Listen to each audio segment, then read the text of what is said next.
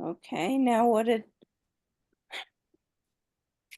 A minute all now. right, so welcome everybody to tonight's meeting.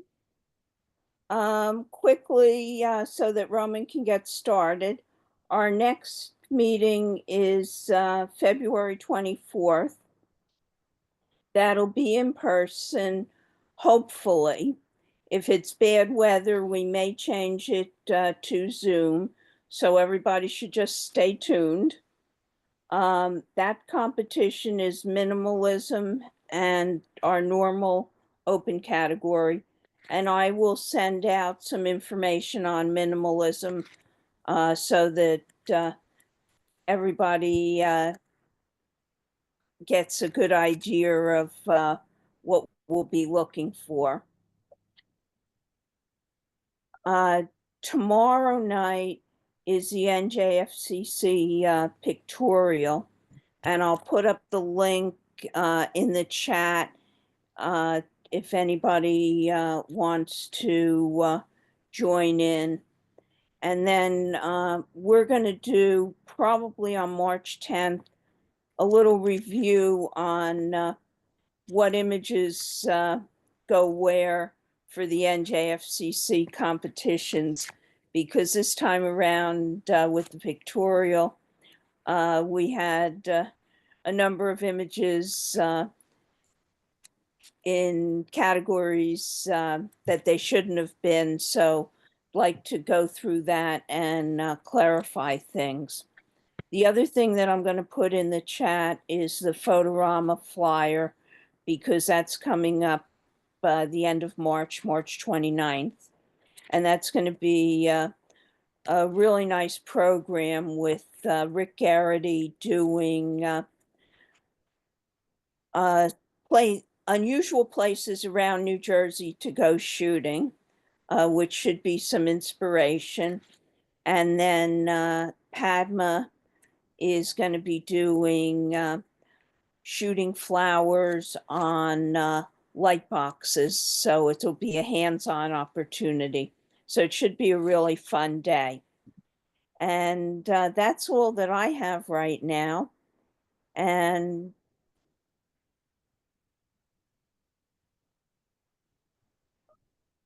I will now turn the program over to Roman, and we can get started. Yeah. Sorry, everybody. Computers do what computers do. So sorry to be late. Uh, as Ellen called me up and said, "Oh, yeah, and again, didn't work out as well as we would like, but we're getting there."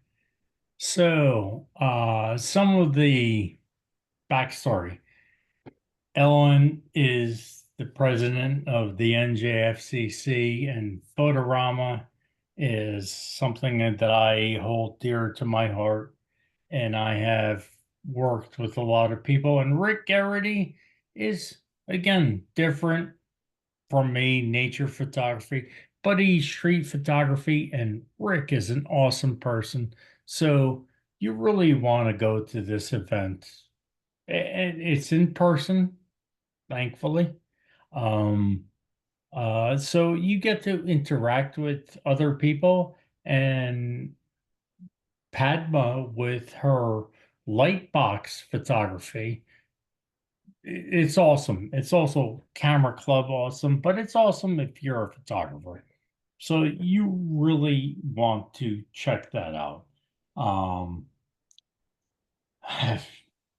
Helen, how long have I been yeah, okay, whatever. I've been a member of the NJFC for longer than I care to remember, but it's always been a great thing. And I'm uh, a member of photography clubs down here.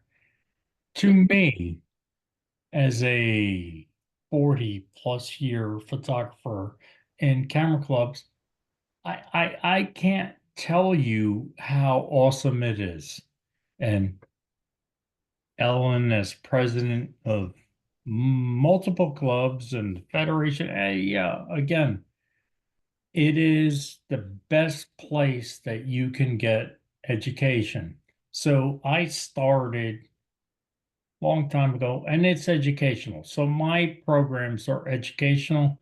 And if you don't understand what the hell I'm talking about tonight, um, send me an email.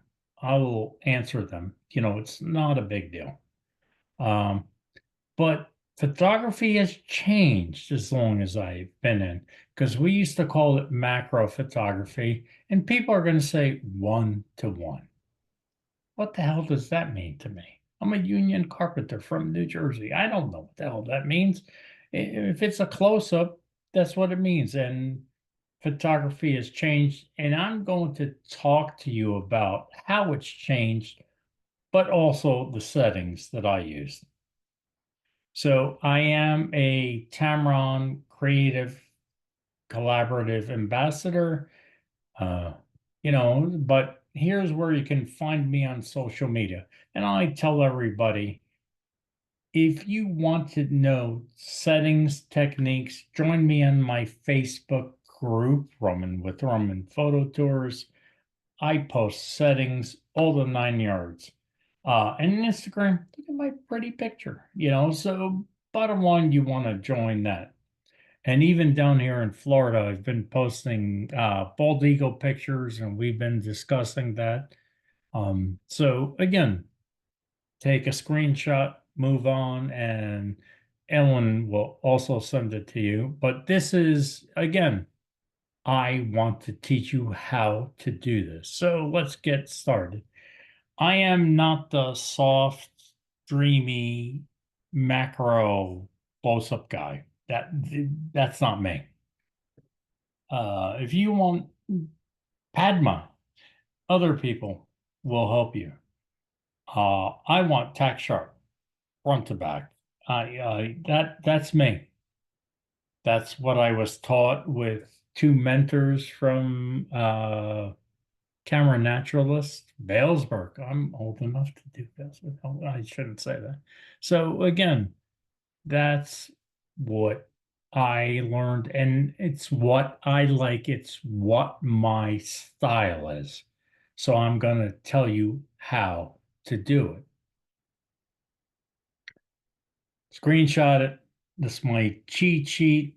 You can buy it for $1.99. My kids are both out of college, so I can't, again, this is my cheat sheet for macro photography and how I do it, close-up photography and how I do it. Again,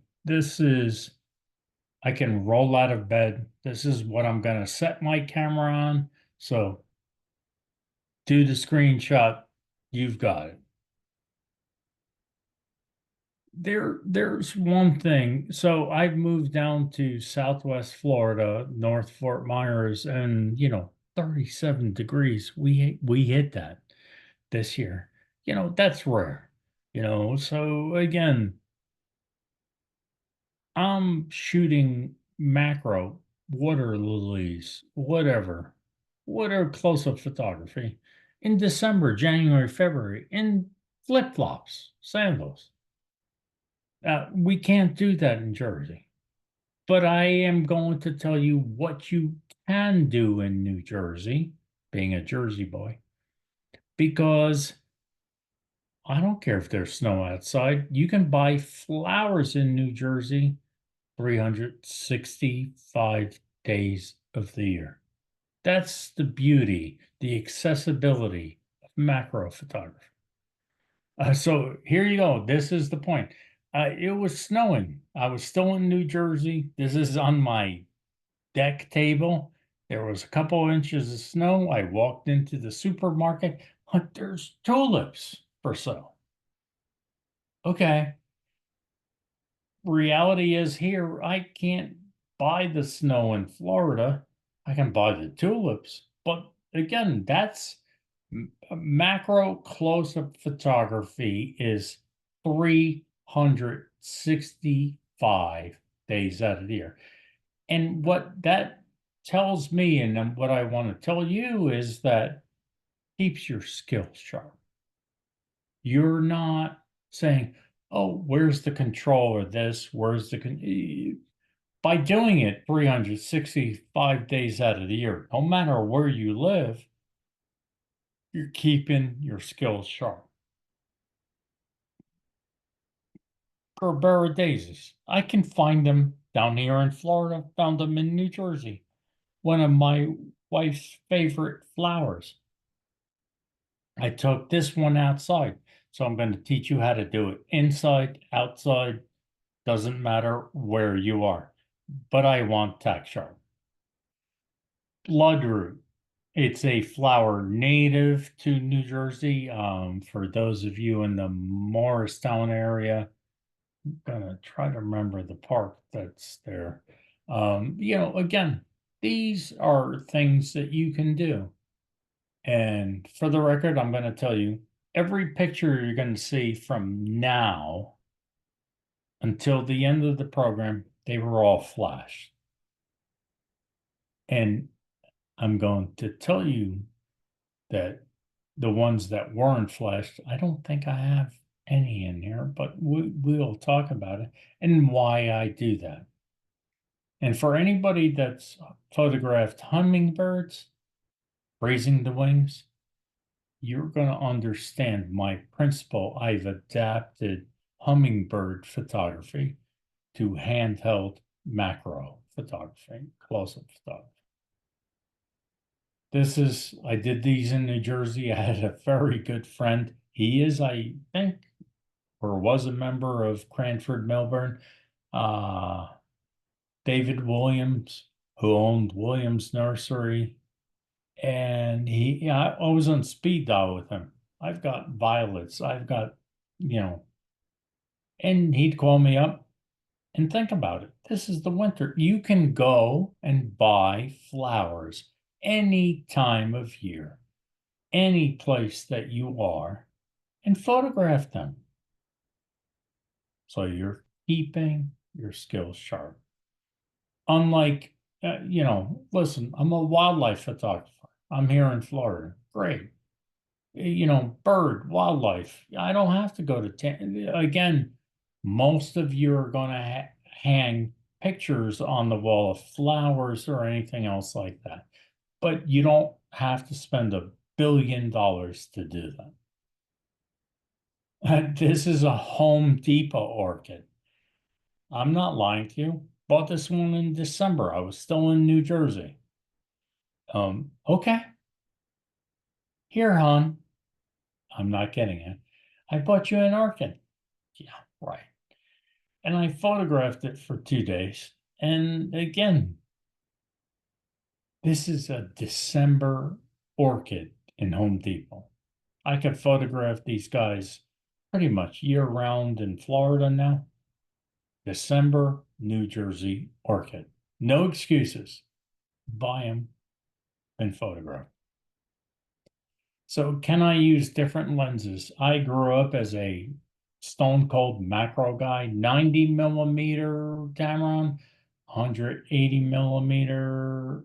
I grew up with all the lenses, but now these new mirrorless lenses have ridiculous minimum focusing distance. So yeah, so here's most of the lenses, and I really need to update this because I have an 18 to 400 on, for those of you Canon system shooters, Nikon system shooters, 18 to 400 on a APS-C sensor. So my 7D Mark II, it's got a 24-inch minimum focusing distance. So again, go check it out. They're ridiculous now of how close they focus. Did you ever notice why they're not posting macro lenses? Like nobody's pushing them? It's because your mirrorless system is insanely good.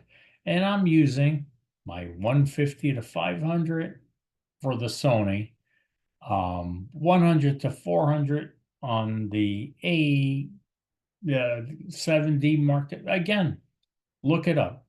And I don't condone any camera seller. But go look in B&H and go under, hey, I want this lens. Look at the specifications.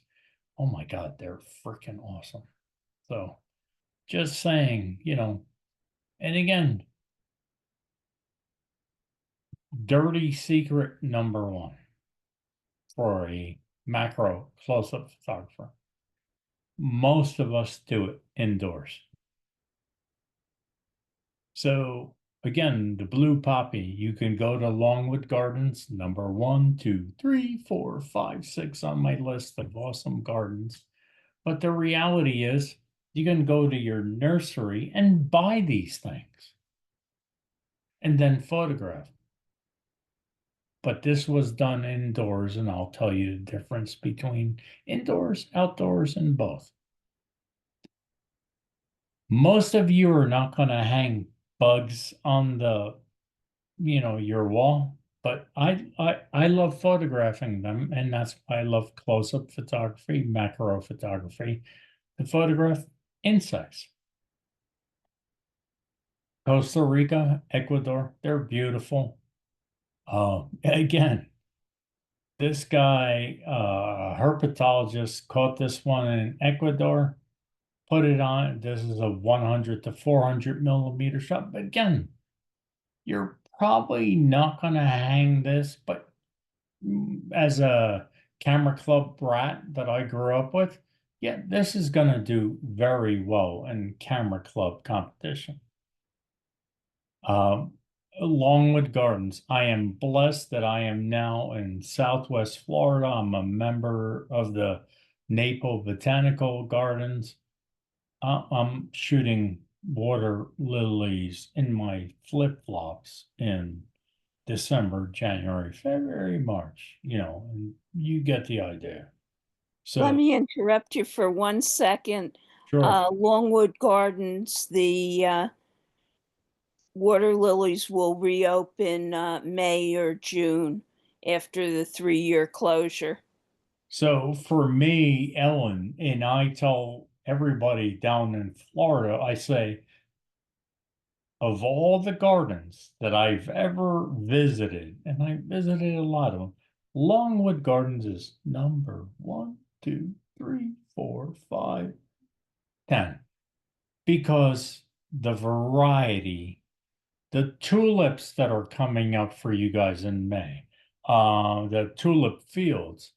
And by the way, Kennett Square, Pennsylvania, mushroom capital of the world. I love mushroom. Yeah, I'll stay in Kennett Square, Pennsylvania. Awesome. Longwood Gardens is again, they've been going through renovations. I get it. The most spectacular gardens in the country, in my opinion. And they're only getting better.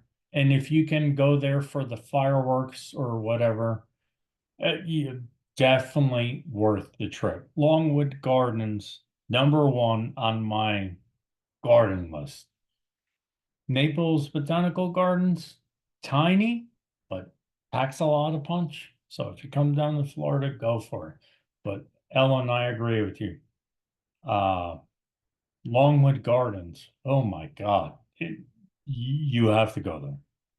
So down here in Florida, and for those of you who go down to, for me, as far as butterfly gardens, Butterfly World, and I think it's called Pompano Creek, Florida. This is a butterfly place in Key West. So I know a lot of people like to go to Key West. Go there as a photographer. Again, there's plenty of places that you can do close-up or butterfly photography. And this is with an 18 to 400. I didn't take 18 to 400. I didn't take 10,000 lenses with me. We're going on a trip. No, I'm taking one lens. They're creatures of habit, 70 to 200s. Every new lens that I've seen on mirrorless cameras look up your minimum focusing distance. They're ridiculously close. I was doing a bird photography workshop in Tampa, and it was raining sideways. So we went to the aquarium. Put your lens right up to the glass. Flash. I'm talking flash. I always talk flash. I'm going to give you the settings. You can do aquarium settings. And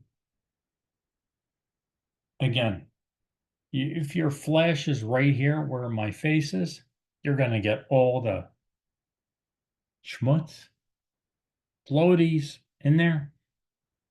I know divers. Put it over here. Put it over there. Left or right. You're not going to get the same effect if you take the flash off the center object. So again, minimally, most macro lenses are great, but again, realize that most manufacturers today are not putting out macro lenses because the mirrorless lenses, all the other lenses they're putting out have better minimum focusing distance. So if you're going to buy a lens, if you're on the fence, what lens do I buy? Go and look at the site and say, what does this lens have as a minimum focusing distance? Because now you can leave a lens home. Instead of traveling with 2 or 3 lenses, now you can leave a lens home. 18 to 300. 18 to 300. This was at the Mike Motes conference. I have these shells. So everybody's always asked me, what's the conch? Okay, you know I'm a Floridian. Conch, C-O-N-C-H, conchking.com as a website. They sell shells, that are awesome for you to photograph.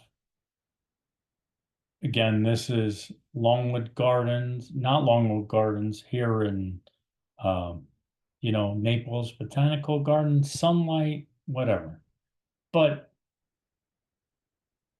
everything that I do in photography, wildlife, anything else like that, I can't go, oh, wait up, whatever.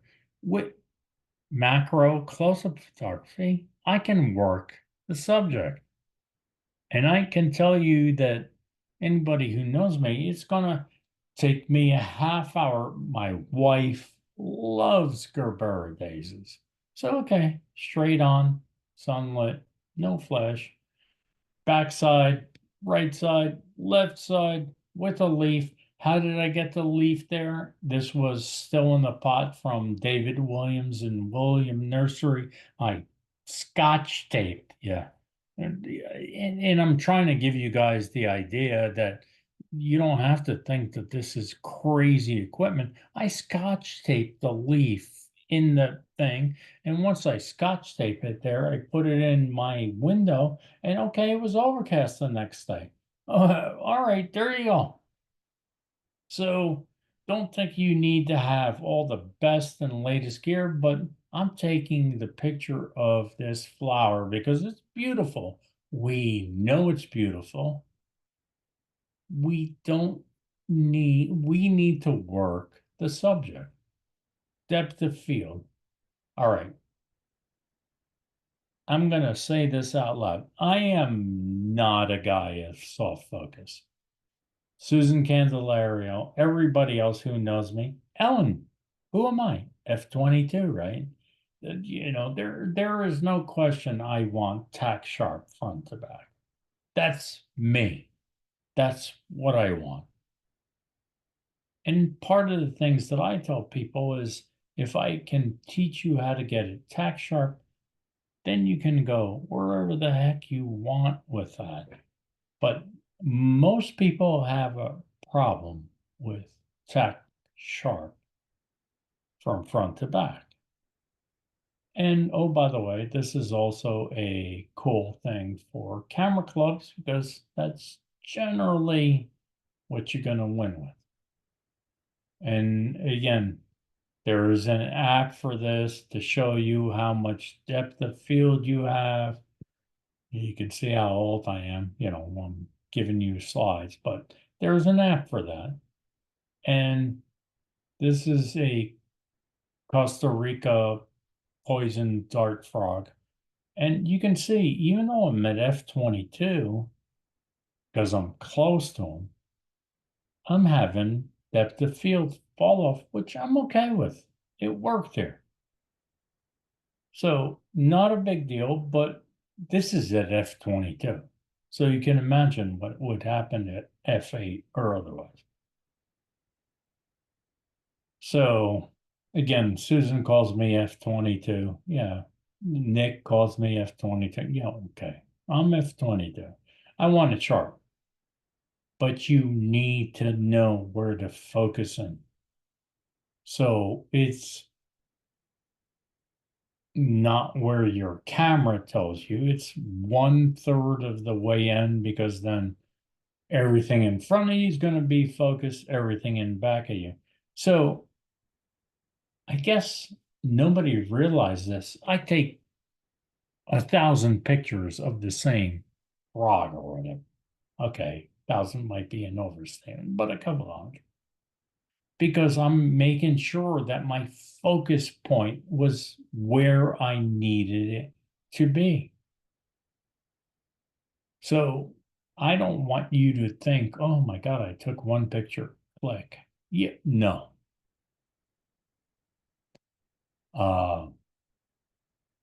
It just doesn't work that way.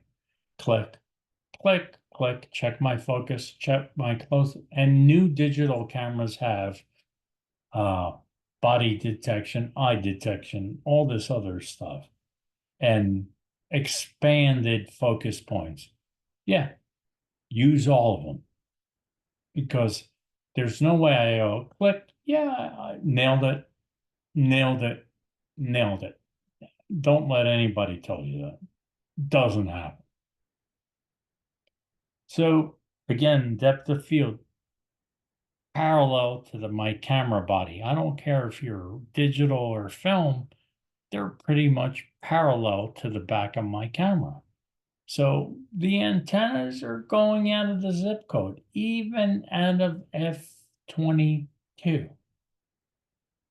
So this is something you have to accept and deal with, and a challenge.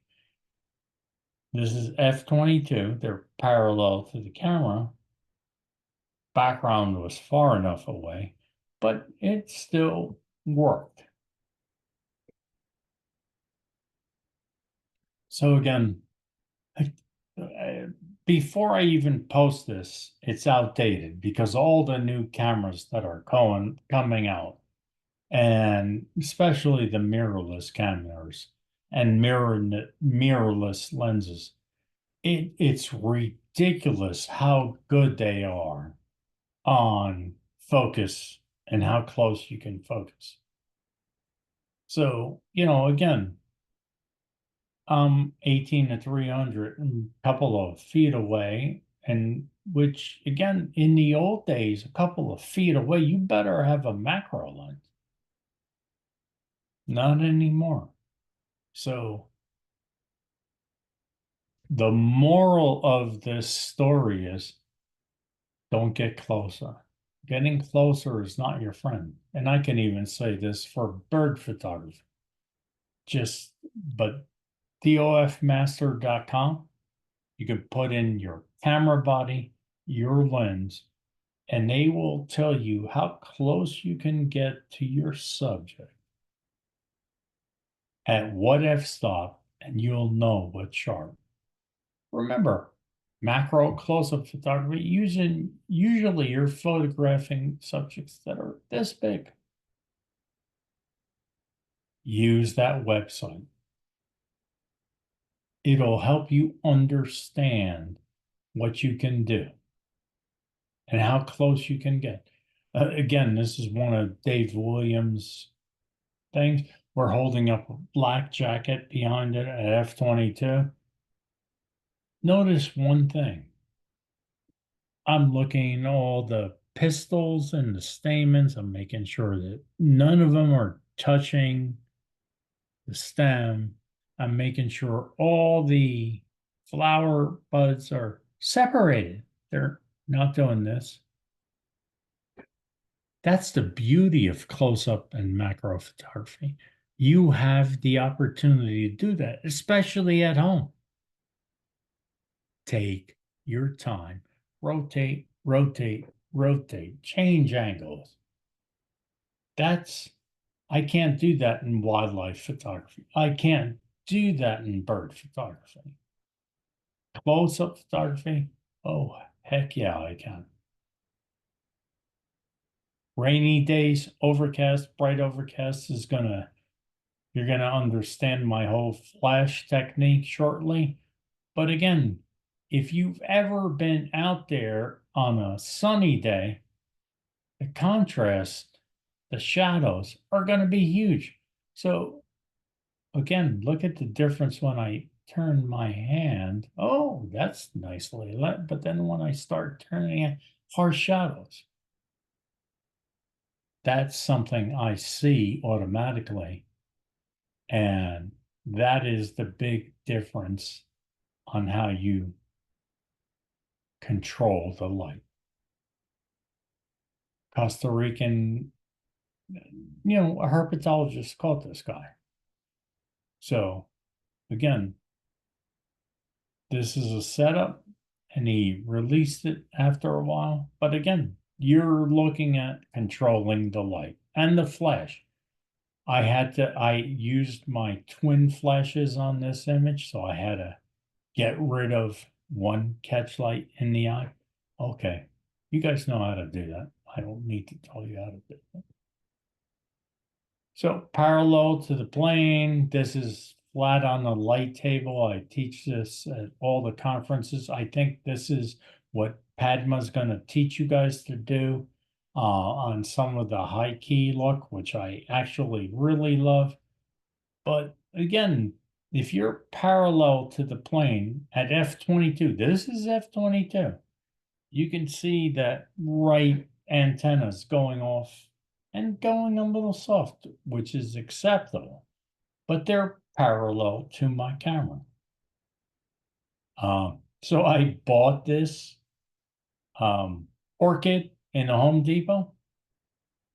For any of you who've ever owned an orchid, you can see that I went snip, snip, in the lower level. It's mine. I bought it. I can do that.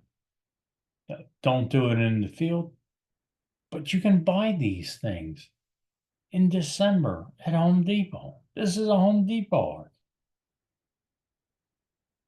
This flower is in a plant, whatever you want to call them. I probably took 300 pictures outside on my deck, and I'm turning it, turning it, turning it, turning it, turning it, turning it, turning it. You get the idea. 300 images of this flower. This is the one I like the best. It's in a plant. You don't have to buy plant from Wimberley. It's way expensive. Just get a clamp. You can get them at Home Depot, and you can turn them for a fraction of the cost. And again, you're not going to see my 275 images that I don't like. 25 images that I like, then I'm going to work on them. But with close-up photography, you have that luxury. So here's the big problem. I'm a Canon body shooter. I have used Olympus, Sony. I've used Nikon. Fuji's the only camera system I haven't used. Watch your reds. Enable your RGB histogram, because I'm taking this at an orchid show in New Jersey. The orchid show's in New Jersey. Go, go, go, go, go. Find out how close your camera can focus. Go to the orchid show. You can't move them, but you can photograph them. Again, one of Dave's orchids. You see all the detail in the red, right? But here's the interesting part. You see what I took the picture at the correct, supposedly correct, so settings. It was at f22, 1/100th of a second, flash at -1 1/3. Look at my combined histogram. It's saying, not a problem, right? You didn't blow anything out. Look at my RGB histogram. I crushed the reds. Underexposed, purple, reds, yellows. Look at that. Look at the background. That was my neighbor's trees in the backyard. I can bring them up. And look at my combined histogram, how far away it is from the right. The purples, reds all look great. Compare the two. Underexposed. If you have that issue, and again, you've got it set up, this is a setup. Make sure you underexpose. Take all the shots, not one and move on. If you saw that histogram, you say, okay, Roman, you told me to not blow out my histogram. Okay, look at the RGB histogram. You crushed it. Make sure you underexpose for especially Canon shooters, Nikon shooters, not as much, Sony shooters, yes. But again, enable your RGB histogram to make sure you're not killing the red channel. Choose the ISO. Well, you know, Nick's going to tell you I roll out of bed at ISO AM. Now in the digital world, that's probably an understatement, but here's a picture at ISO 800, no flash, and a breeze, nothing sharp. So I drop it to F5 to try to get it sharp. So those little things are sharp, but the rest of it isn't. So here you go. I roll out of bed at ISO 800. I'm going to power my flash down. So don't ask me why I was at F18. I probably should have been at F22.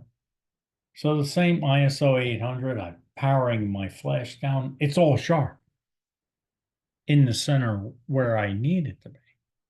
F22 probably would have gotten the rest. So the light, bright overcast, rainy days. Yeah, you got to kill some highlights from the flash. If you guys travel down to Florida Butterfly World and Pompano Creek, just number 1 through 10 on the list. Go early in the morning when it's cool and the butterflies are hanging out. Otherwise, don't go chasing butterflies. But this is my house in Jersey. Note to all of you, close the window down. You're taking it inside so you don't get the wind. The black speaker, we'll talk about that in 2 seconds. But anything you see from most serious macro close-up photographers is done inside the house. Because I can control everything, including the background. I happen to like black backgrounds. So I want you to tell me, will I take this indoors, indoors, indoors, or outdoors? You know, so I can tell you that on the speaker, I put a piece of white mat board on this guy, black mat board on the speaker for this guy.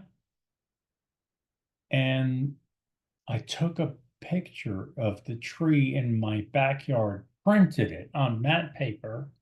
This was done indoors. Love old watch parts. shells. So gears for hand holding. I'm going to talk to beer. I used to have good beer gut, lost 80 pounds. But no kidding, I can move in and out, move in and out when I'm hand holding.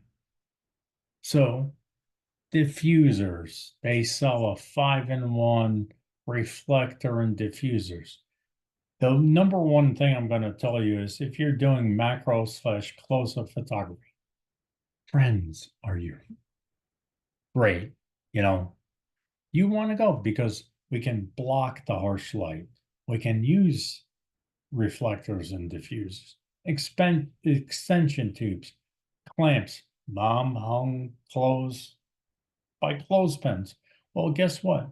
When you're out in the wild, in the field, you take a clothespin and get that leaf out of the way, and you're not destroying anything because, again, I'm telling you, yeah, don't cut it out of the way.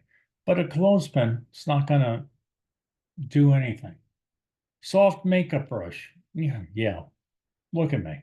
The pollen's not going to clear itself out of the way. Spray bottle always reigns in my world. For the record, if you have a soft spray bottle in your bag, double zip lock it. Okay? LED video lights, flash, small flashlights, all of the above. I use all of them. So this was done at my indoor setup. A little flashlight got that little green center, but on the tripod, I'm inside. So this is not handheld. 2-second timer, put a little flashlight in. Otherwise, it would be dark green, almost black. And oh, by the way, on this, I moved it. I didn't go like, I went 2 seconds. There you go. Home Depot orchid, sunlit in the back, aluminum foil as a reflector, my reflector, flash, all of the above. I'm combining 10 billion light sources. Yeah. So I had friends and saying, dude, really? I go, you're not going to hang this on your wall. Not most people that I know. But for a camera club competition, this is going to do very well. So this is at Buck Gardens in Morris County. And one of my friends sees me, former President Dave Mills from the Federation, says, what are you doing on the, walkway? And they had natural logs as handrail. And I see these flies and I go, okay. And then I'm like, okay, you're not moving. And I put my 1.4 tel converter. Okay.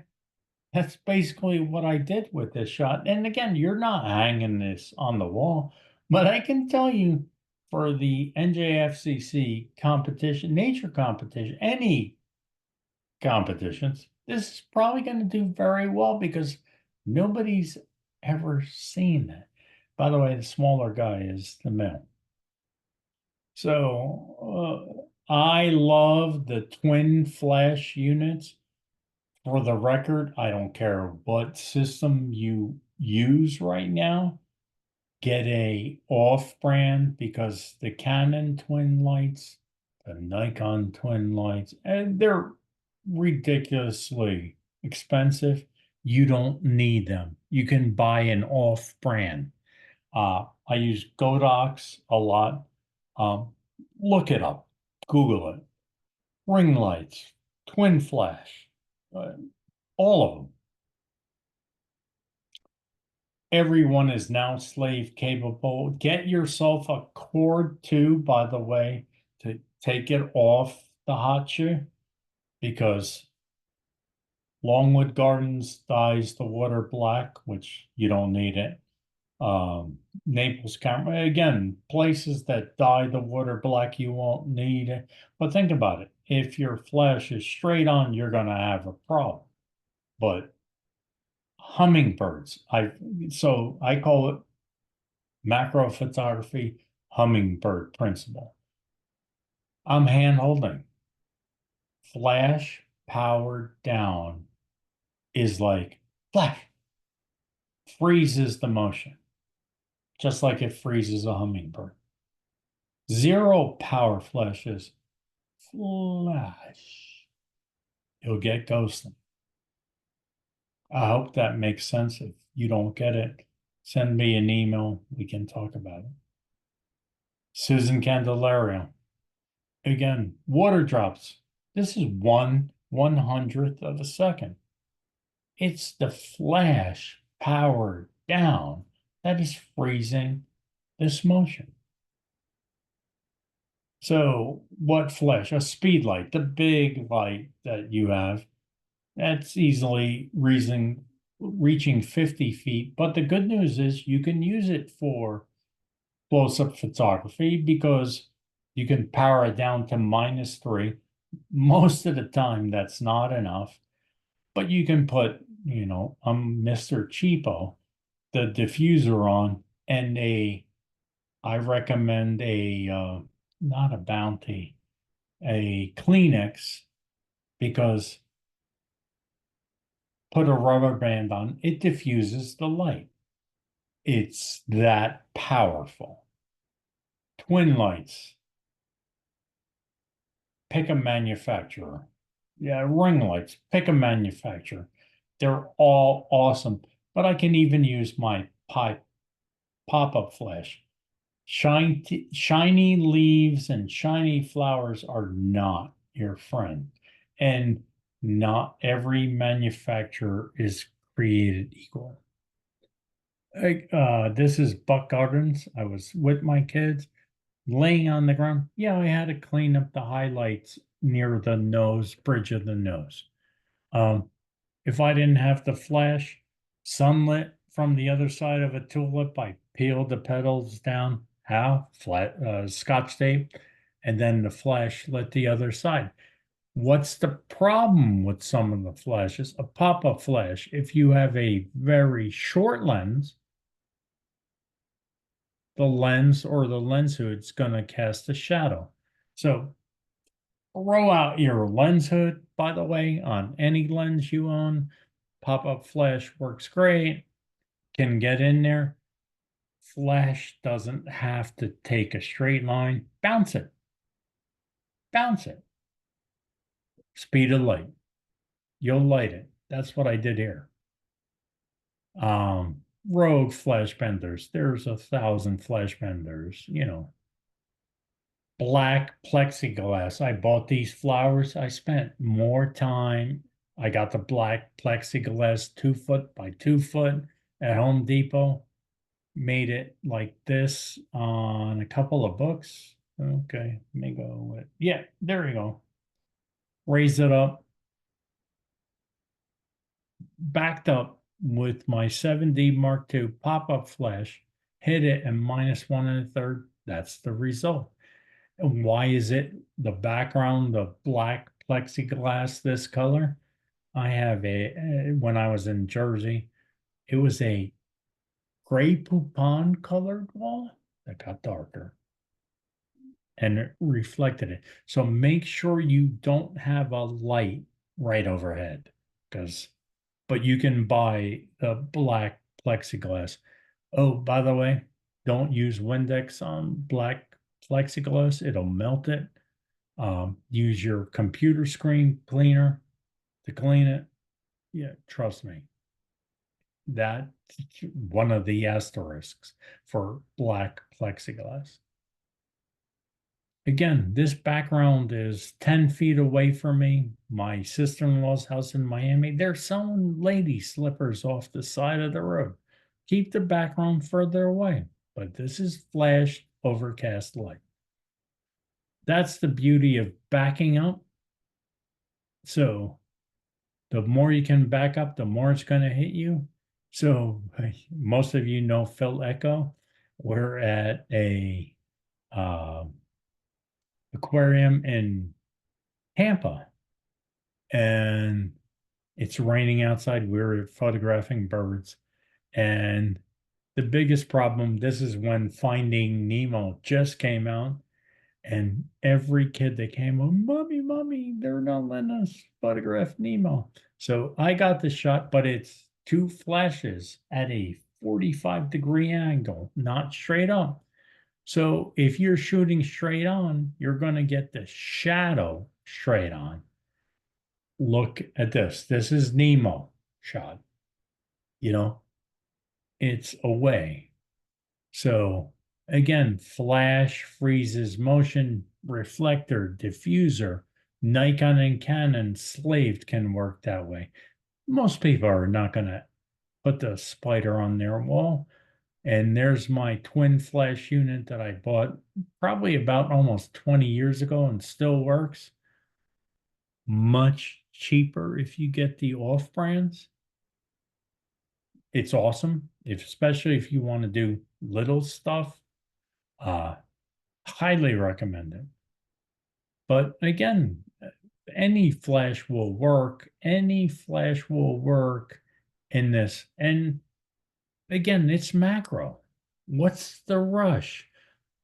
Bird photography, 10 frames a second, 30 frames a second. It's like shoot out at the OK Corral.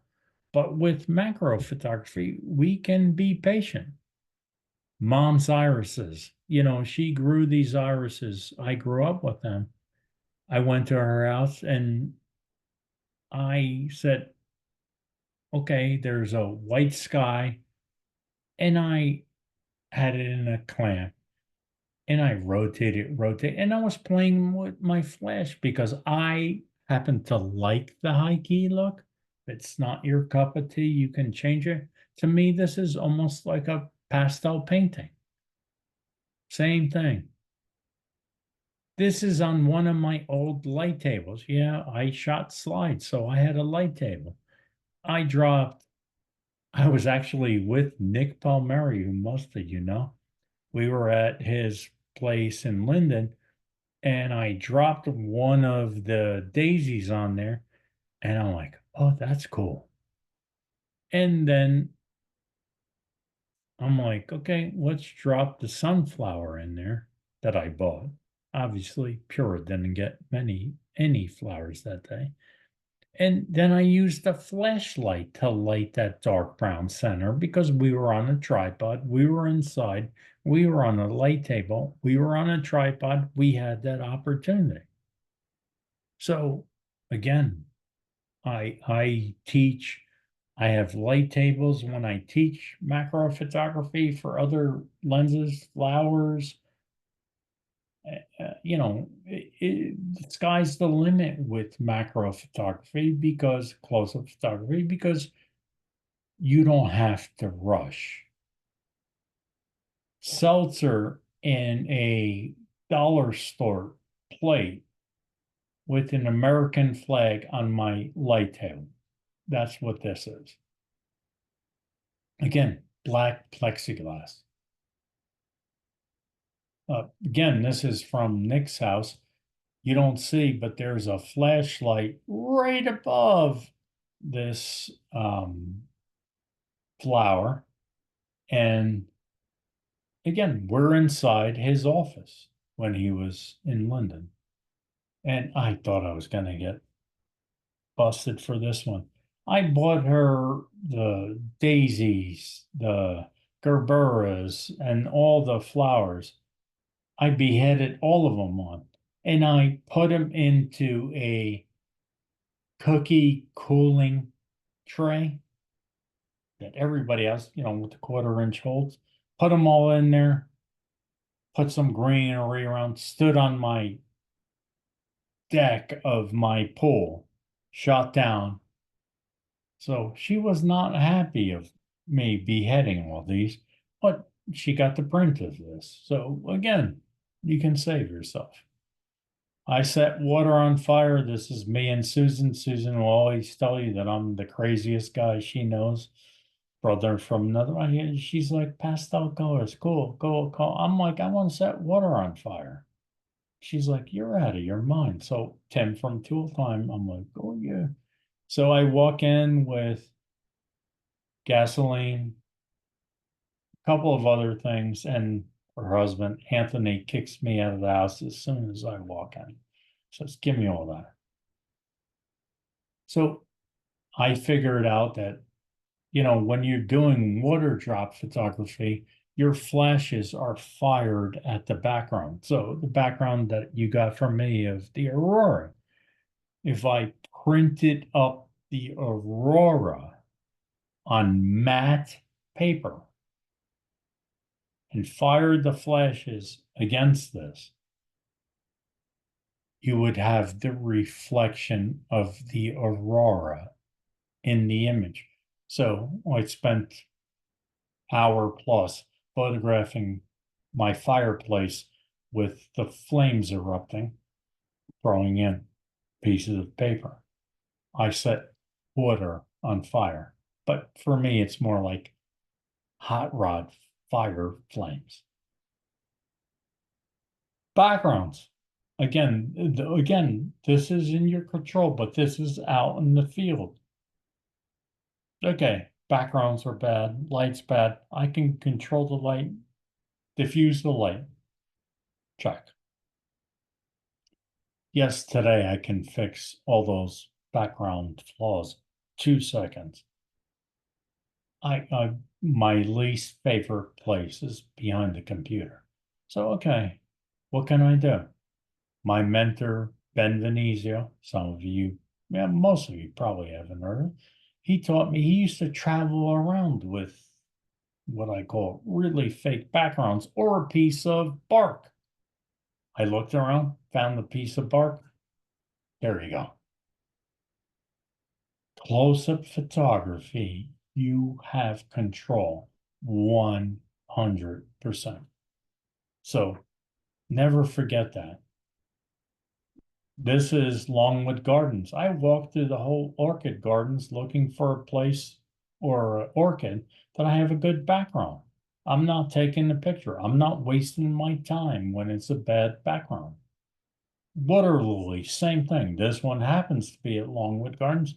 Walk around. Do not walk around with your tripod. Walk around and say, oh, that's got a nice background. If they allow you early in the morning to use your tripod, take the tripod there after you look at it. Don't go chasing butterflies. They're a flower like this, they're going to come back and land. Pre-focus on the flower. There you go. Yeah, Nick happened to be with this and me. This is Nomahegan Park in the summer. We happened to see the cicada killer carrying this guy and summertime, and he drops him. He drops him in grass. It's the redwood forest in the close-up part. I take the cicada killer, put him in this patch of dirt. We both basically laying on the ground. And we got the cicada killer coming back and landing on it. Praying mantis meets cicada killer. One was in the front yard, one was in the backyard. They met for lunch on my deck. Because this is what I'm trying to tell you guys. You have no idea whether it was a really fake background. And this is, again, a flower that I bought from David Williams. And that's a sky that was the same day. Herniated disc from being a union carpenter. I said, why am I laying on the ground? I took a picture of the sky, printed it out on matte paper, my stereo thing, put it on there, put the flash off to the right or left, put the flower in the clamp. There's the shot. You don't like the backgrounds? Bring your own. Most of the images you've seen, you're going to recognize some of them. One on the very left is Angry Sky. I like that one. But again, take pictures of the sky, print them out on matte paper. I did these on a 13 by 19 matte printer. Okay, the out of focus greenery, the sky you now obviously recognize. Again, I was a Jersey boy, Roosevelt Park. You would have seen my neighbor's house. You know, had my son hold up the background behind the spider, flash off to the left or the right. I think it was to the right. There you go. Can you tell whether I did this in my house or my yard? That's the tree from my backyard that I took a picture of. The only one who knows whether I took it in, there you go. There's the setup. I'm the only one that knows that this one was taken outside because I took the tulip, put it in front of the tree. This one I actually took indoors with this background. There you go. Matte paper, flash off to the left or to the right. And look at the window. I learned my lesson. It's no longer open, but I can control the light, the ambient light. Longwood Garden. Test, real or fake? Most people are going to say, oh, I don't know. Good for you. This is in a container in Longwood Gardens in the Orchid Garden. How'd you get that green background? Not one of mine. It's slime, mold, whatever that's growing on the concrete walls. Real or fake? Your first thing is going to be, it's 80 degrees this day. This is a snow blossom in Yosemite from 8 to 10,000 feet. Never saw it grow. Or in the snow. I've seen it grow, and it looks like this. It's a fungus. Yeah, that pine cone got over there. That snow that you see, I went to 10,000 feet, scooped out a cooler full of snow, sprinkled it around. It was 80 degrees this time. I can't do that with wildlife or bird photography. Macro close-up photography, all in my control. Pot lids. Kara sees the pot lids out. I'm doing highlighting, whatever. The speaker works as a great background for my really fake background. The weed growing in my front yard. This is F32. Reminds me of Bullwinkle, you know. But again, this is a close-up of something that's the size of a nickel. Fake background. Again, can you tell? Because it's what I call my really fake backgrounds. It's a sky picture I took. So take a sky picture. Oh, cool clouds, cool background. Take the picture. Cool bark, take the picture. Matte paper. Home printer. Matte paper, 13 by 19. When all else fails, get closer. You don't need to see the whole hibiscus. You don't need to see the whole water lily. You don't, and again, you guys are coming into orchid shows in Philly or Jersey. They're not going to let you touch them. So now you can get closer. And all the lenses on the market today, especially the newer ones, you can get closer. So let's put it all together. Overcast is your friend. Longwood Gardens dyes the water black. That is your friend, especially at F22. And the flash brings up all the stuff you need. This was one of my setups. Inside the house, I have sky background, green background, you name it. I'm just sliding the backgrounds in and out. The dahlia, black was actually my favorite. So again, but now in 2 minutes, you can figure it out once you dial in the flash. High key, you know, Again, you could have used white mat board, done it inside, and done the same thing, but this happened to be done outside. Yeah, Mexican possum mouse, I think this is called. Herpetologist caught this.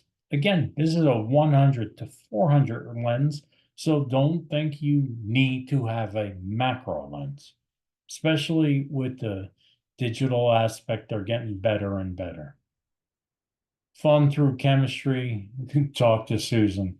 Susan thinks I'm crazy, which she's not totally wrong. And I said, we did this, and then we spent a lot of time moving this around. This was not click one done.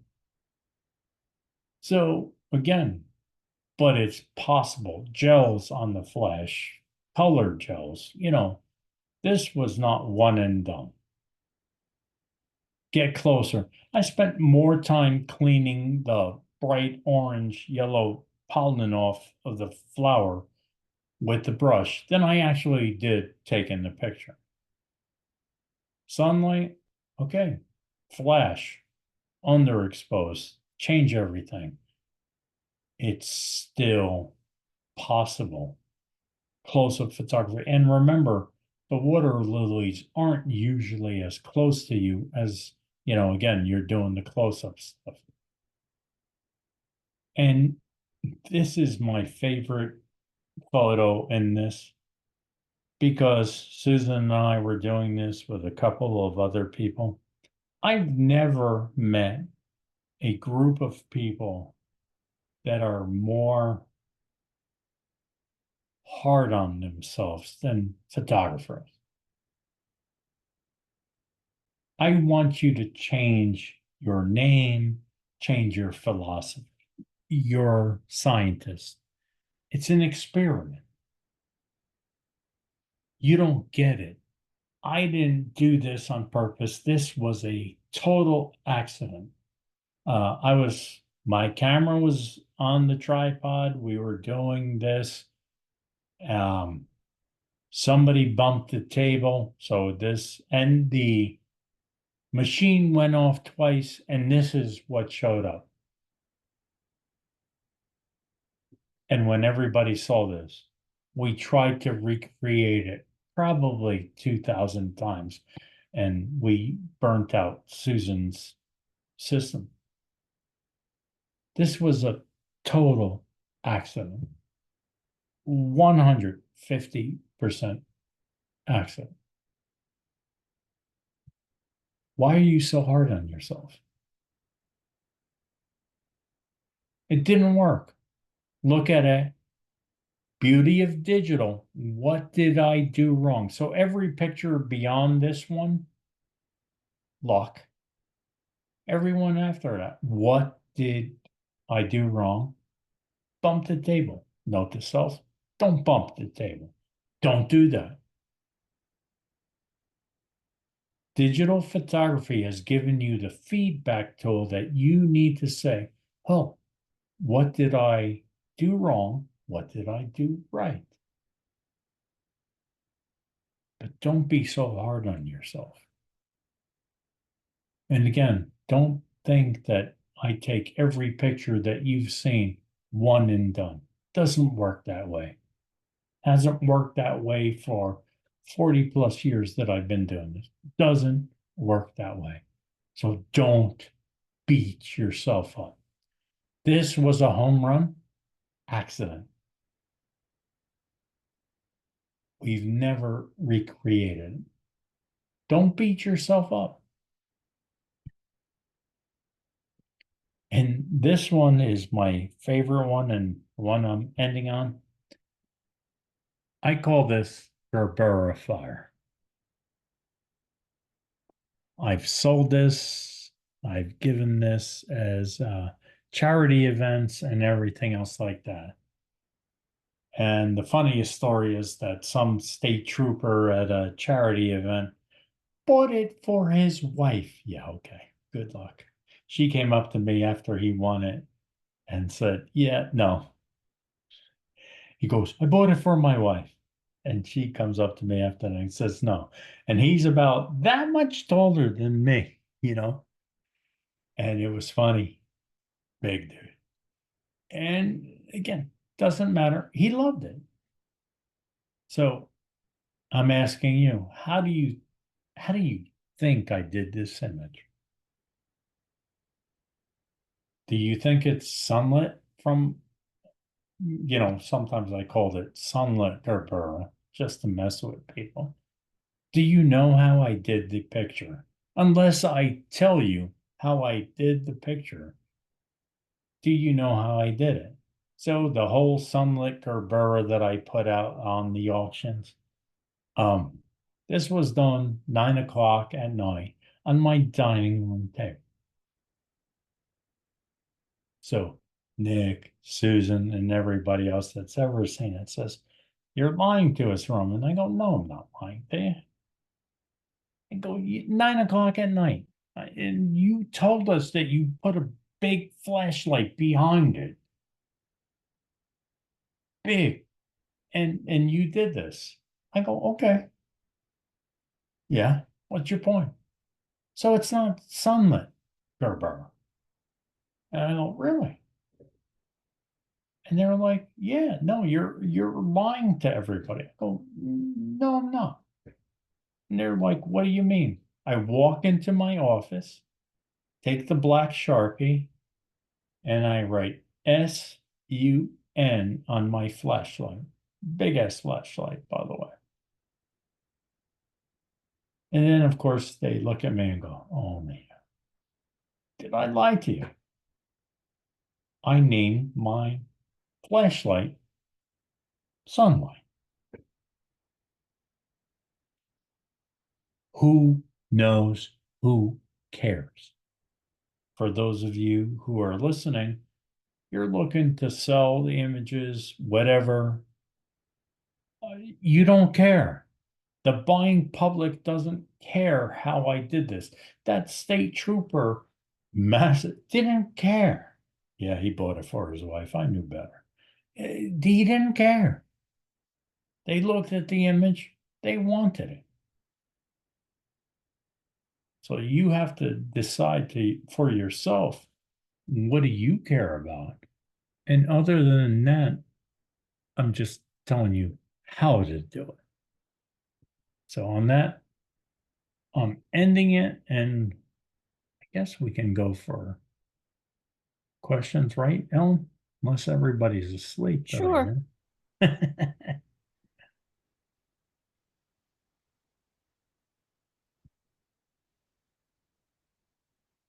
Am I still there? I think I'm still. Okay. I think I have one question. Sure. So Roman, I've always been told that when you do F-22 and smaller, that there's an issue with diffraction. Do you ever encounter anything like that? You mentioned tack sharp. So how do you keep your images tack sharp if you're using F-22 and smaller? All right. So take this with everything that do you know Mike Maltz? I not Or, personally, but are you familiar with him? yes.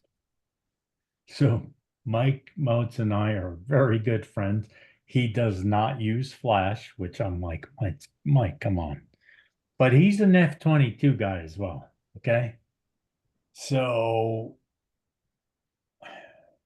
at least a couple of decades, we have heard that F-22 is not technically sharp. You get diffraction, you get everything else like that. And Mike is much nicer than I am, by the way. And Mike says, I'll run another round of sharpening, but he is an F-22 guy. And if you look at his images, they're tack sharp, but he doesn't use flash.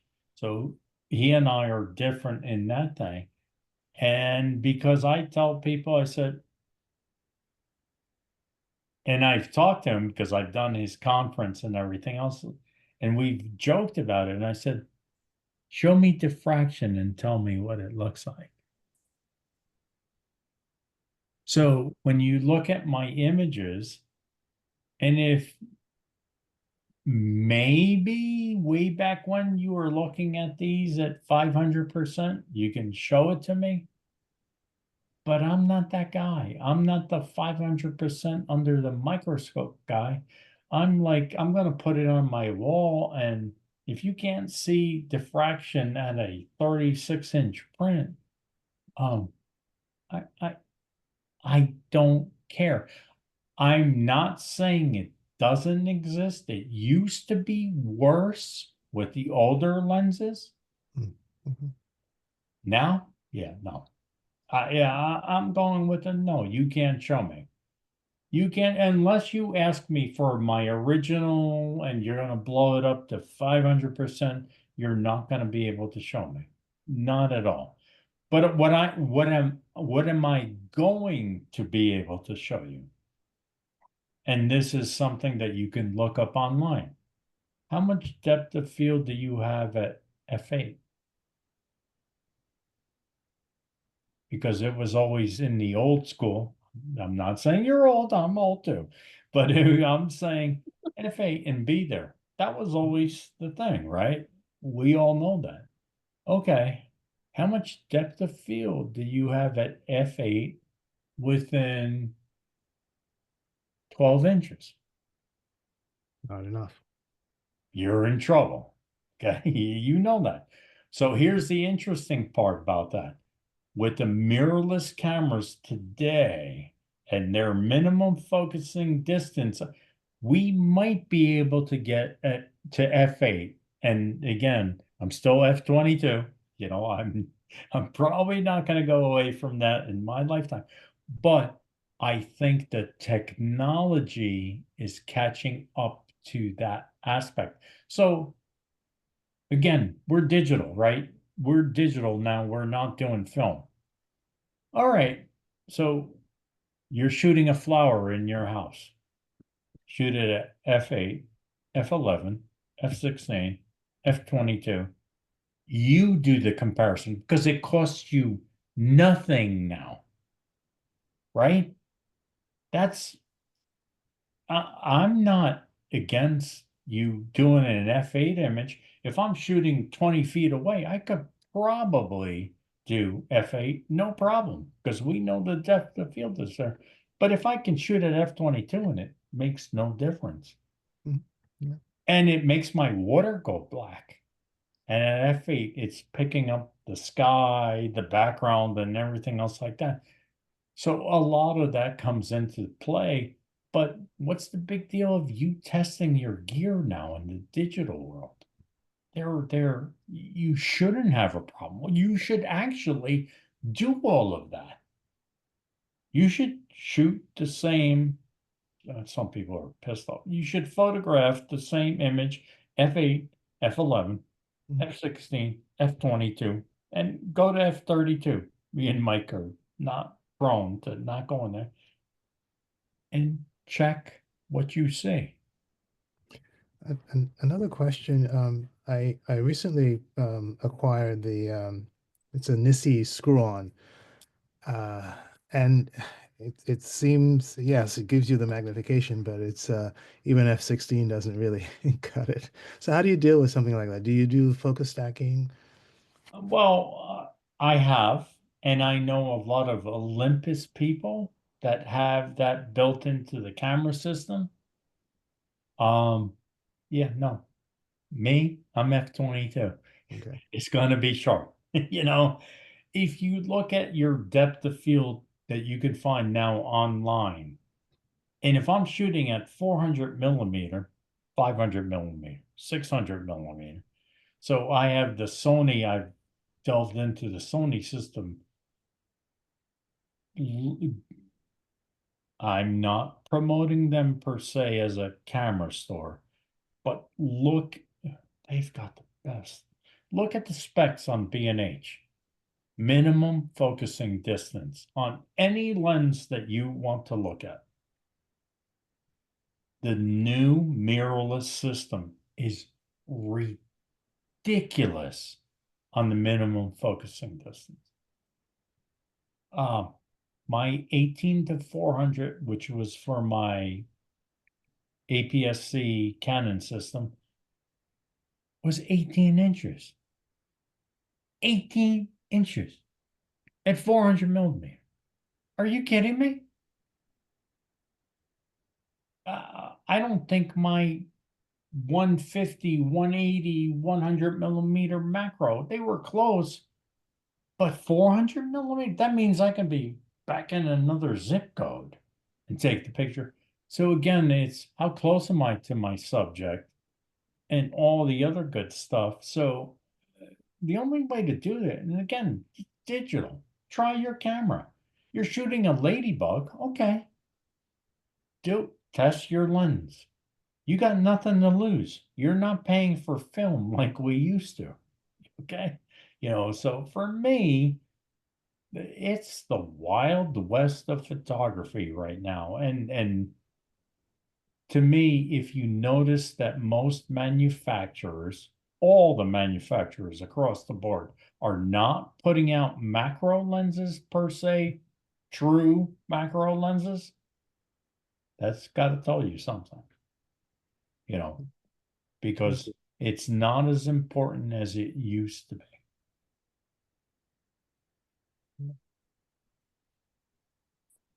Roman, earlier you were talking about the orchid shows coming up in New Jersey and New I think York. you got one in Pennsylvania, and I've been to the Um, Pennsylvania Orchid Show. the deep cut orchid show that's down at Dearborn Market in Middletown every year is actually this weekend. And they don't, so okay, so that's why I highly recommend pick your camera system, pick your lens, go to B&H's site. You didn't hear me say it out loud. Okay, but go to B&H's site. I know so many camera stores that use them. Go under the specifications. They will tell you how close, especially if you have a 100-400, whatever lens you have on your system. They're going to tell you how close you can focus. That's huge. And I'm going to tell you my flash system works. Minus 1/3 handheld, you're good. Pretty much. So again, look up your lens, look up your camera system, look it up. And especially if you're newer, if you're older, I can tell you, look it up. Because the newer systems, the mirrorless systems, ridiculously close minimum focusing distance with a pop-up flash will work. And think about it though, at the orchid shows, I'm doing this straight on to my head. Well, if I can take a cord and put it off here, the shadow will be off to my left or to my right, right? And that's a big one. Straight on flash, besides Longwood Gardens and Botanical Gardens where they dye the water black, not your friend. So, and go with a friend. Maybe they can hold the flash off to the left or to the right, But yeah, if Yeah. you've got the shows that there, Yeah. you The know other they're not gonna let you touch them, move them. And if you ask them nicely, can I rotate this? But again, the background is usually not the best. No, it's never the best down there, but it's a good opportunity for some practice. Right. Um, But again, get closer. Again, you want to be right that close. But if they let you say, can I hold up a background behind this? And if you ask nicely, and you put the flash off to the left or to the right, again, your shadow's going to be right behind my head if it's right on the hot shoe. But if you put it off here and your friend is holding the background behind my head and the flash off to the right or the left, it's going to be perfect. Roman, do I've you seen them use backgrounds down there, so they All right. don't object to that. There you go. That thing, again, and if you ask nicely and say, hey, we're going to take, and you go, hey, by the way, if I take this picture, can I share it with you? Yeah, they'll be like, yeah, sure, I'd love you. You know, it always works better, you know. Roman, I've lost that Jersey attitude, so I'm now more of a Floridian saying, do you mind? You know, do you ever The use a other, diffuser? yes. So if you're out in bright sun, all right, and again, I'm telling you right now that bright diffused light is your friend. Okay.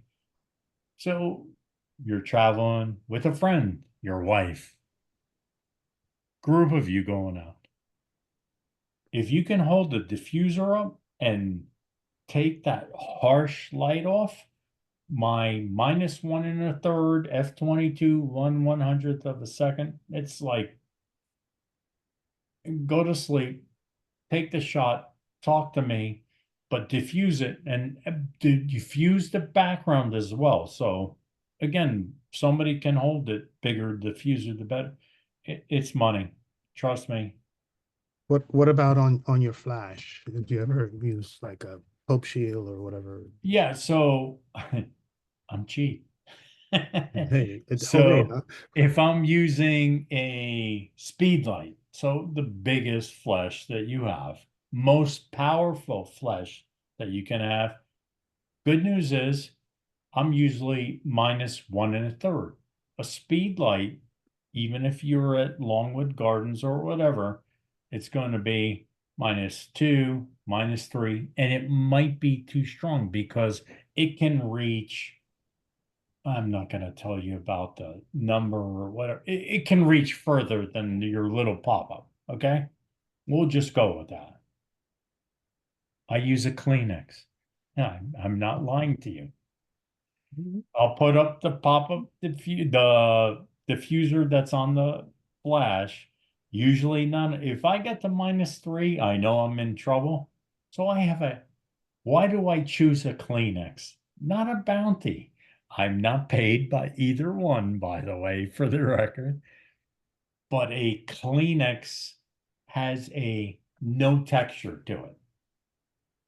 So if I rubber band a Kleenex to the front of my flash, I'm going to knock down stop and a half of light, thereabouts, maybe one, and diffuse it. I'm I'm telling you not to spend your money.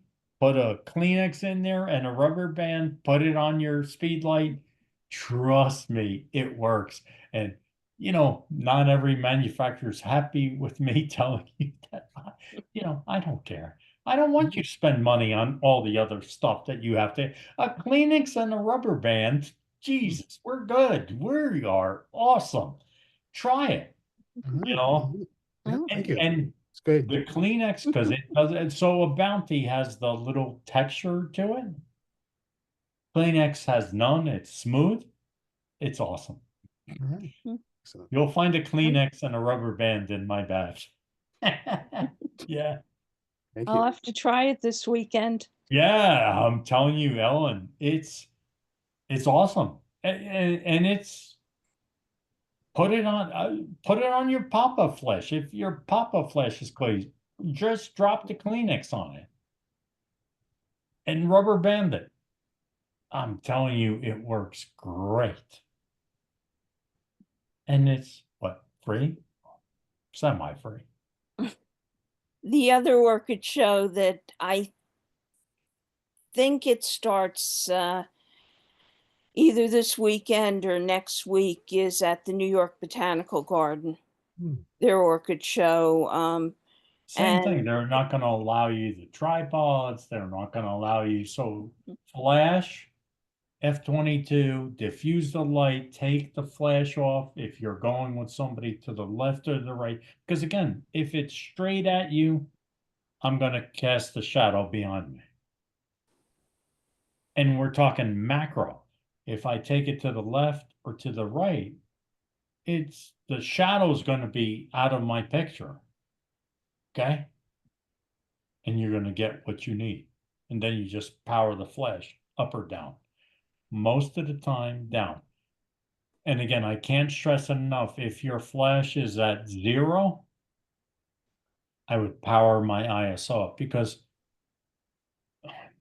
power down. It's again, manufacturers made this. Flash is speed, duration of light. So 0 power flashes, flash. Exactly like that. So you're going to get ghosting from movement, your movement or the movement of the flower. When you do -1 1/3, if you have a manual flash, -1/16, which we did in hummingbird photography, I can freeze a hummingbird leg wings at 1/16 power, multiple flash. That's what it does. It's flash. It's like lightning. So your speed light thing that you were talking about, which is the most powerful, if I'm at -3, I'm freezing the movement, my movement of the subject. So I'm saying -1 1/3 plus to -3. You're freezing motion with the flash. Because it's flash. I'm doing this with my wings, a hummingbird. You've seen the pictures of a hummingbird like, tack sharp, right?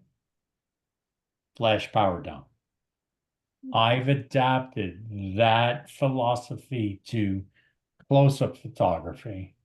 Flash powered down. The more you can power it down, the better it is for you. And if you're using a speed light, off over here, off over there, because you don't want the shadow right behind you. Remember, hummingbird photography, we have flash here, flash there, flash here, flash here. You know, so we're lighting everything up, but it's all powered down. That is the key. You got to power it down. So go to the orchid show, have a friend, put it over here. But powered down. And if you have a speed light that's uber powerful, because they are, Kleenex, rubber band. Awesome. It works. Okay. Thank you. Thanks for Try the it. I'm presentation. telling you, try it. Try it at home. You'll be like, oh my God, he's putting a Kleenex on the front of my flash. Yep. Yep. -3 in the Kleenex. Works great. Thanks for a great presentation. I'm going to check out the DOF Master. It sounds like a great site, so I just was checking in. So thank you so much for a great presentation, and good night. All right. Good night. You're welcome. Thank you. Thank you. It's a great presentation, Roman. Now that I made it here, right?